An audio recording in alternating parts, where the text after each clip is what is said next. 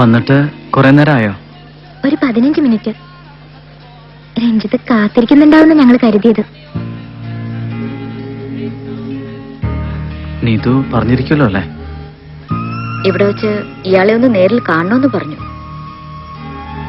ഒരിക്കൽ എനിക്ക് പറയാനുള്ളത് ഞാൻ പറഞ്ഞതല്ലേ? അതെ, പക്ഷേ അത് തന്നെ എപ്പോഴും എനിക്ക് പറയാനുള്ളൂ. മരിയ, അങ്ങനെ പെട്ടെന്നൊരു തീരുമാനം ഇപ്പൊ പറയണമെന്നില്ല. പണ്ടേ ആലോചിച്ച് ഉറപ്പിച്ചു വെച്ച തീരുമാനമാണ്. എന്റെ ജീവിതവും വിവാഹവും ഒക്കെ നിശ്ചയിക്കാനുള്ള അവകാശം എന്റെ വീട്ടുകാർക്കാണ്. അവര് നിശ്ചയിക്കുന്ന സമയം, അവര് പറയുന്ന ആൾ, അതിനപ്പുറത്തൊരു തീരുമാനം എനിക്കില്ല. പിന്നെ ഞാൻ കാരണം ഒരാൾ അയാളുടെ സമയം കളയുന്നത് എനിക്കിഷ്ടമല്ല. അതുകൊണ്ടാ ഇന്നിവിടെ വരാന്ന് തന്നെ തീരുമാനിച്ചത്. പിന്നെ നമ്മൾ ഒരേ കാസ്റ്റ് ആയിരുന്നെങ്കിൽ ഇയാളുടെ വീട്ടുകാർക്കെങ്കിലും എന്തെങ്കിലും ചെയ്യാമായിരുന്നു. ഇതിപ്പോ മനസ്സിലായി.